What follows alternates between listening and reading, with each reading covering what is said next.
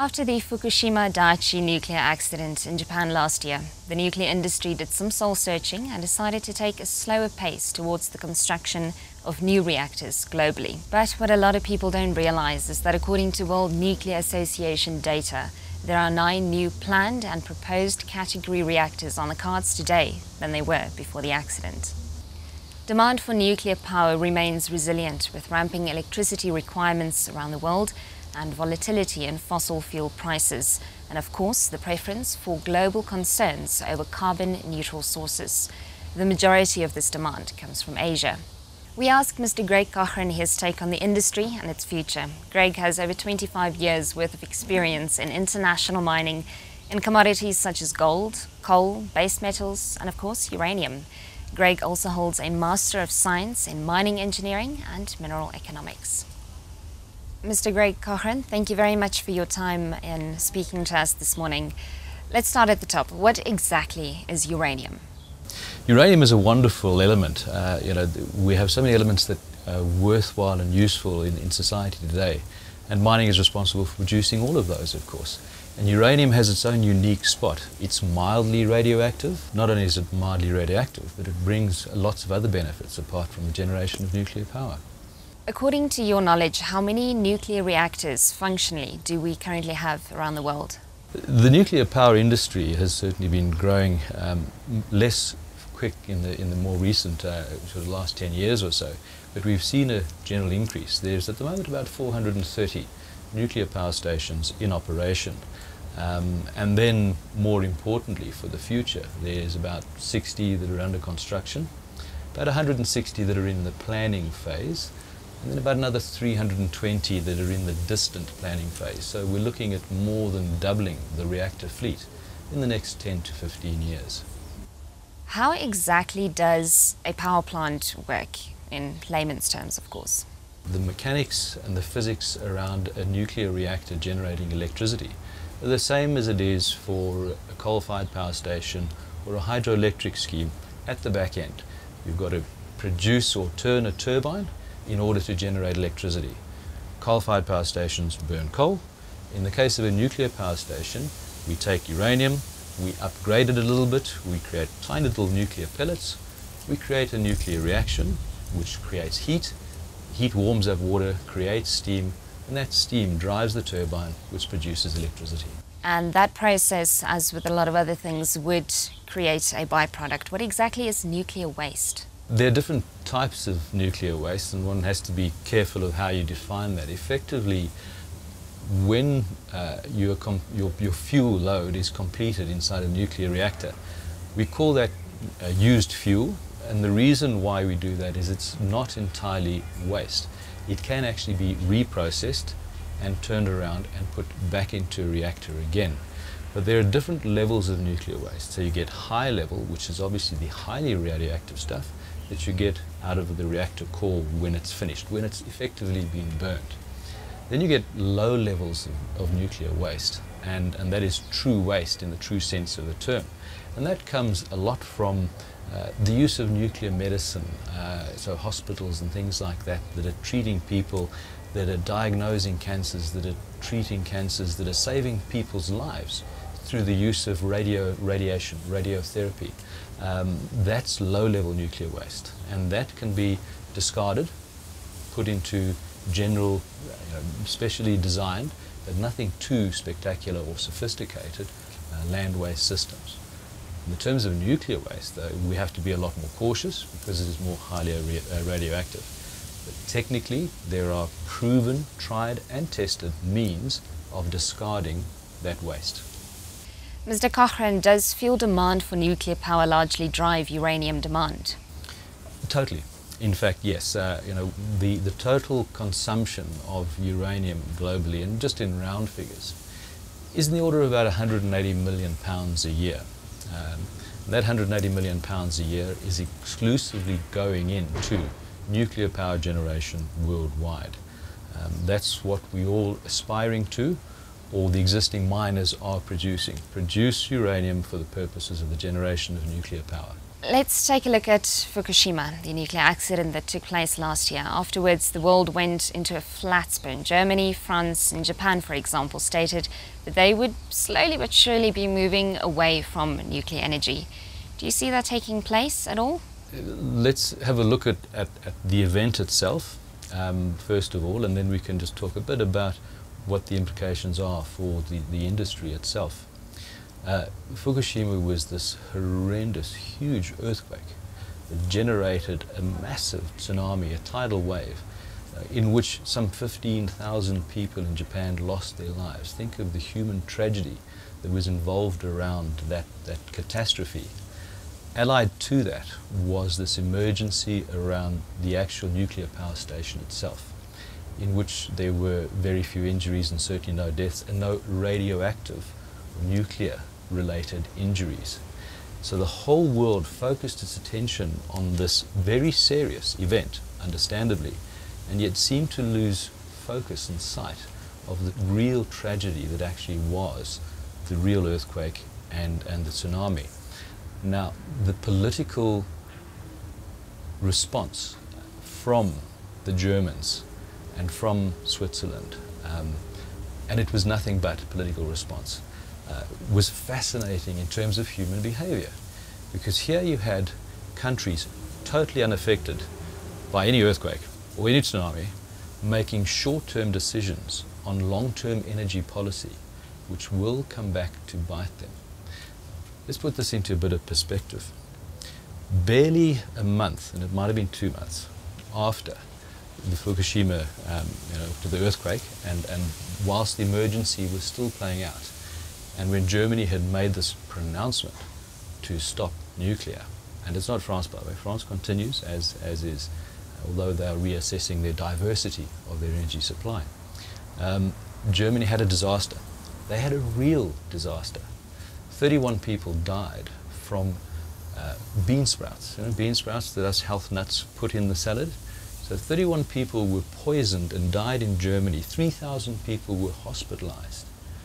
Do you think that bean sprouts are banned in Germany or anywhere else today? So that is real impact and risk and death and tragedy in Germany that has been swept underneath the carpet, whilst for political reasons we say we're ending nuclear power. The test for Germany is whether or not they can sustain their industry, and they are a powerful industrial nation, on the back of nuclear power, electricity supplied by nuclear power from their neighboring countries, or gas from Russia, or, as is the case as they're currently doing now, commissioning lignite, so the worst form of coal, lignite powered fire stations. So it's a huge step back for the environment and is absolutely astounding when one takes a non-political point of view. In regard to Japan, though, you can understand the sensitivities with Japan, because people have suffered immensely. One cannot discount the human impact of having to relocate people for the right reasons. You cannot take any chances with regards to radiation leak. And so that's what they did. They did the right thing. That does affect people emotionally, and that has had an impact across the whole of Japan. And so the politicians are being very cautious about how they view the future of nuclear. So just 2 or 3 weeks ago, they announced that they'd be cutting nuclear.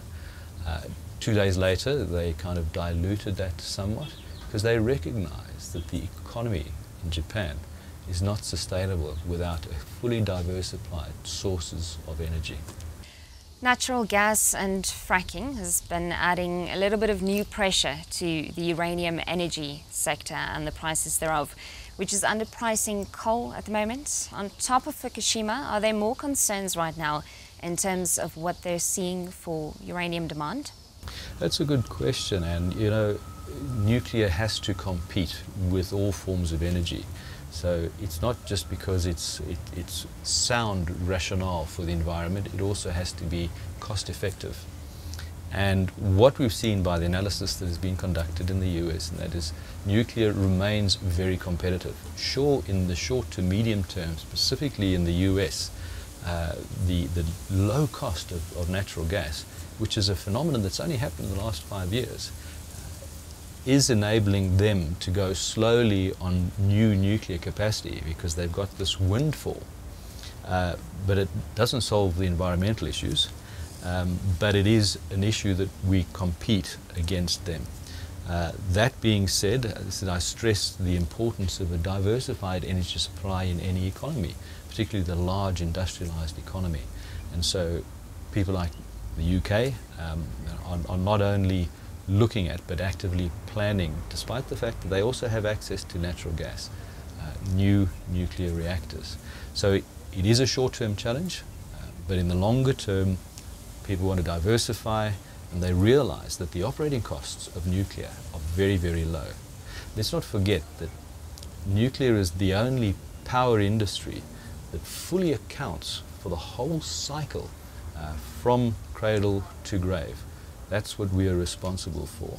And if you look at natural gas or you look at the coal industry, who is paying for the particulate that's being blown up into the atmosphere, the ash dams, the CO2, the health side effects of people that are living close to coal-fired power stations with lung infections, etc. That's a hidden cost that is not seen by the coal industry. And so then what is the build plan for nuclear power plants in Namibia or Southern Africa for that matter? South Africa specifically, as far as I understand, they have 2 reactors down at Koeberg and they've been operating since I think the mid-70s. And that's about, in technical terms, I think they're 2 by 900 megawatt units. And I gather that they're planning possibly another 6 or so. Remember that South Africa is very reliant on coal-fired power stations, and so they also believe that they cannot continue to sustain, coal is a resource that will ultimately one day, and once again, for diversification purposes, they're looking to go towards nuclear and for environmental purposes as well. So if South Africa builds 6, and bear in mind that they are a key component of supplying energy throughout the subcontinent, not just to Namibia, but obviously and beyond as well. With Namibia though, being a relatively small economy that's not that energy intensive, it would be difficult to justify a full-scale nuclear power plant here unless you could guarantee off-take into the grid in other areas. The power station that they are talking about, and I don't know exactly where they are and how far, but Arunda's 300 megawatt coal-fired power station, you can't today build a 300 megawatt nuclear power station. It needs to be 1,000, 1,200, 1,300 megawatts.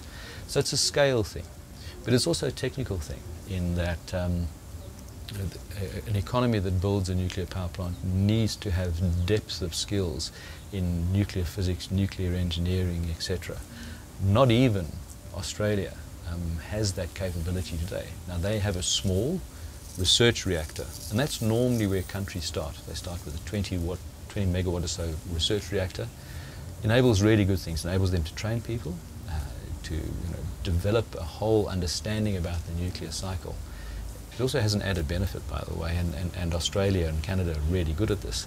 It enables them to produce the radioisotopes, so the different elements that they need to create nuclear medicine, which has so many positive benefits.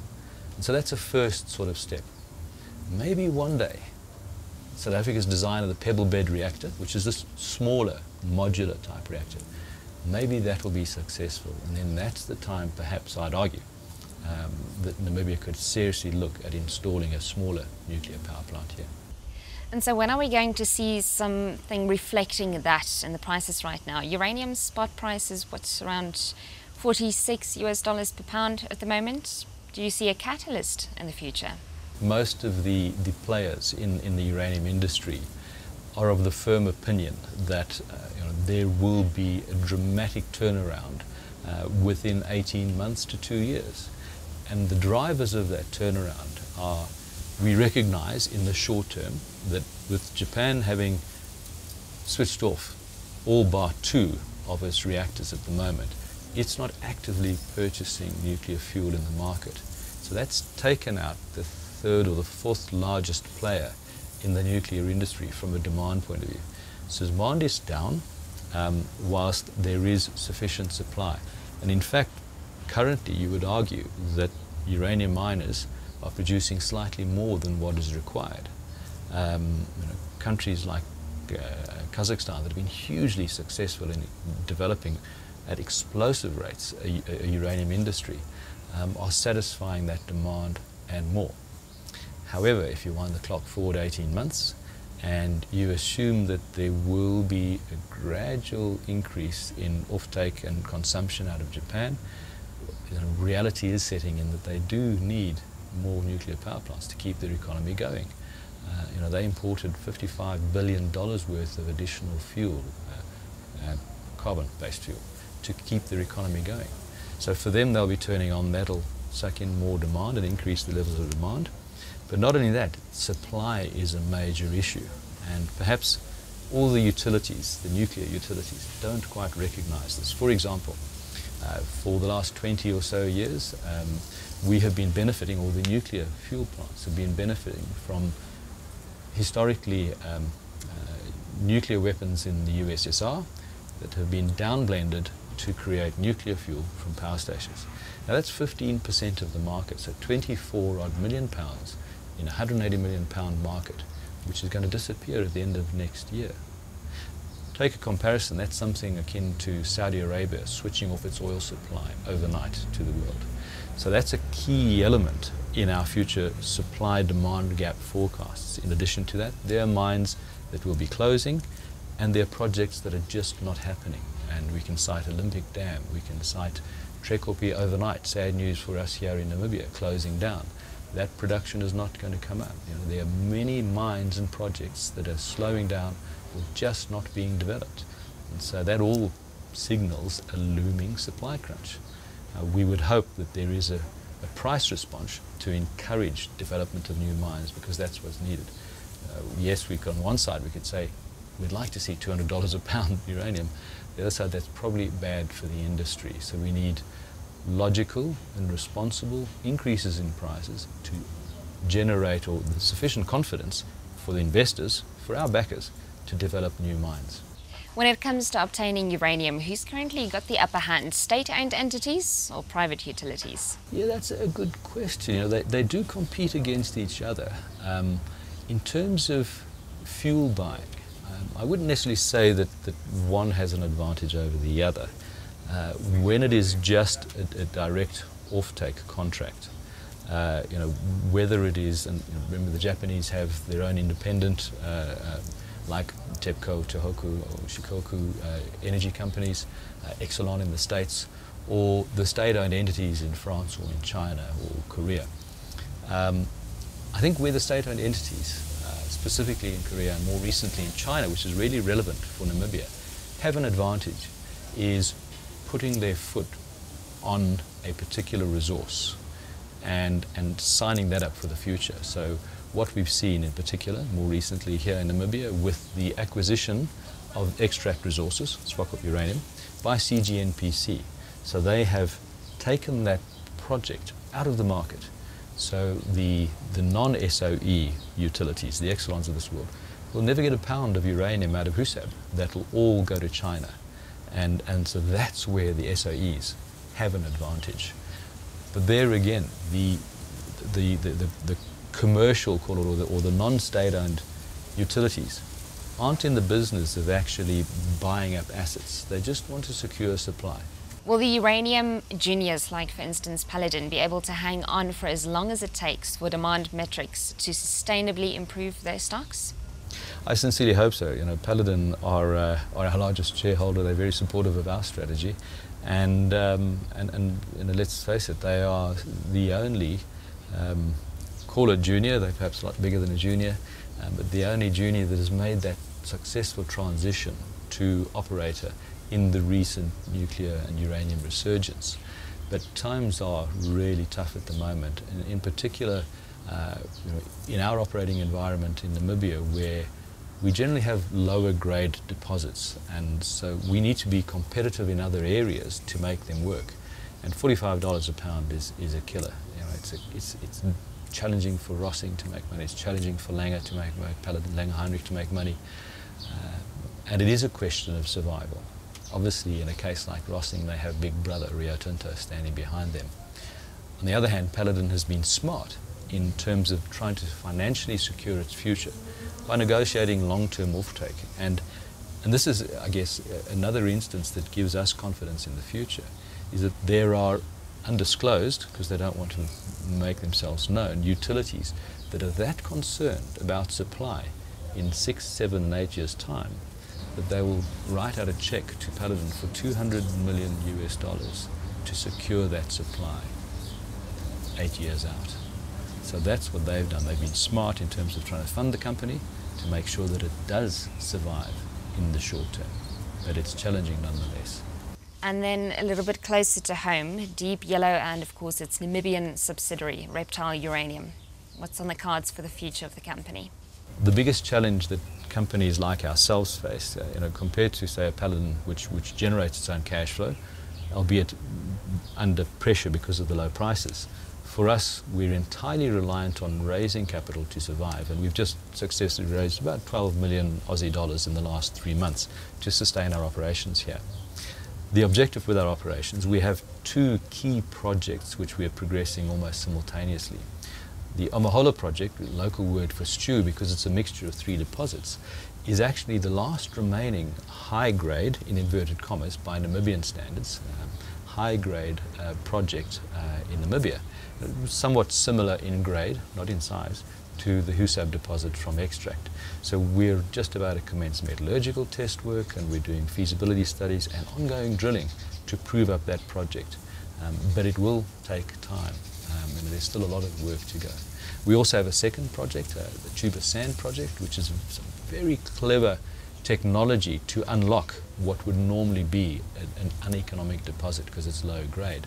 And we're looking at moving that rapidly forward because it's a lot smaller and therefore hopefully a lot easier to fund in the short term whilst we pursue the Omahola in the long term. So a lot of work is being done, has been done, and we look forward to the future with confidence.